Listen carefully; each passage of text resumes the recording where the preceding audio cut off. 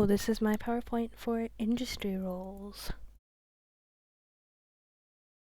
So the first one I've done is working in theatre as a playwright. Some basic skills you need to have is a general creative mind and a good grasp of writing in general.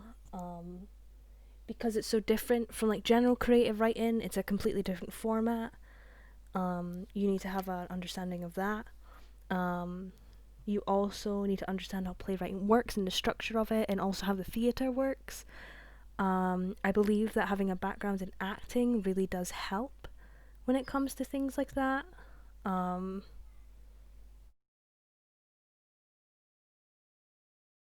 Sorry, my dog has decided it is time to bark. Yeah, so just like a general understanding of how it all works. I think also having just a really strong background in theatre and in acting as well, because I feel like because writing for the stage and being on the stage are very different things, but if you can combine the two and like understand like what it's like to be an actor as well as a writer, I think it gives you a more general, well-rounded view of how to write for the theatre. Depending on how much the show sells for and how much the rights and the royalties are can depend on how much a playwright is paid. I guess it would depend on the venue and like the production company as well. So they can go, I guess, for very cheap and then also very expensive. I guess it really also depends on how well the show does. It's all very dependent on like certain factors. I think the hours would depend on your work ethic. Being that it's up to you to write your plays, and depending if you have a writing agent or not, like you might not have a deadline. It's really up to the playwright's own work ethic and motivation and inspiration and how they do with that. Because their goal should be to produce like high quality stories and plays and whatnot. But also if they have deadlines, it would depend. So they could write from anywhere between like an hour a day, even less than that, to like 6 hours a day. It really does depend on that person's motivation levels. So qualifications I think you would need would be like a general drama one.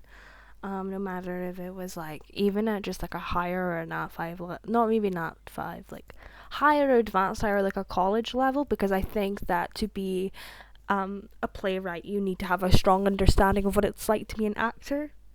Also an English degree of some kind, or instead of that, a creative writing qualification. Like obviously you don't need qualifications to be a writer. I just feel like these would definitely help someone gain a better understanding of how it all works. And then you can self promote via social media. I think that's probably the most modern and the most likely way to do it at the moment. There's also like writing agencies to help get things published, publications in general. And then also like writing communities might also help, that kind of thing.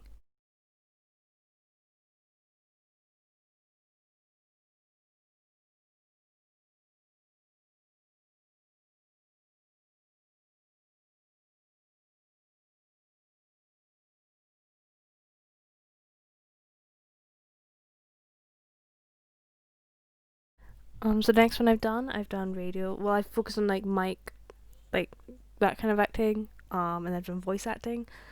Pay would depend on the job and the company. Bigger roles would pay more than minor roles. Also because it's voice acting, you could play multiple roles in the same project. Whether that be an animated show or a voiceover or a video game, that kind of thing. Experience I did radio in college like everyone else did. I also have done bits of voice acting before. I used to want to do it as like a career for a while. And I did little like small community projects here and there. They're no longer on the internet though. um, so things you would need like a regular I think like a normal acting degree, like a general like HNC degree, whatever. That kind of thing. Also, there are online courses you can take that are specifically targeted to voice actors, done by voice actors. which are quite good. Once again, hours would depend on how many projects you're taking part in and have been hired to do. You might only have a few lines, you might have paragraphs upon paragraphs. It really does depend. Self promotion as well via social media, and also being a part of an acting agency. You would also need to have the ability to do impressions of like famous people or the other characters in the show, accents, predominantly voices, more than accents, and be really good at expressing yourself, acting wise, through voice. The last one I've done working in theatre again, but I've done theatrical makeup. So depending on the job, the skills, and what it is you're doing, the pay would be different. So like if you're designing the makeup, or applying the makeup, and a lot of shows, actors will be taught how to do the makeup and apply it themselves. It depends on things like Wicked, for example. People need to paint Elphaba green every night. Or like Shrek, where there's really quick makeup changes from like Fiona when she's like human Fiona to like, I was going to say Shrek Fiona, Ogre Fiona, that kind of thing. I personally have experience from doing doing a lot of the wigs and helping out with the makeup during Panto. And then I also have my own hobby in which I cosplay, so I turn myself into a lot of different characters via makeup and wig and costume. I've got some photo examples of like some major transformations where I was bald with a bald cap and then trying to look like Coraline for the movie Coraline, that kind of thing. Qualifications, I think a general theatre one is good as well, because obviously there's some opportunities for makeup and transformation-y kind of stuff in there. And then also I think I'm some kind of, not so much a beauty degree, but some kind of art degree that would help you with the makeup. And then also there are theatrical makeup courses, because it also involves things like special effects, and that kind of stuff. Also for promotion, there's like self-promotion online. You can also like sign up with a theatre company to be a part of a show. You might be with them for a very long time, like if it's a touring show, or if it's one that's like stable in a theatre for a good few years.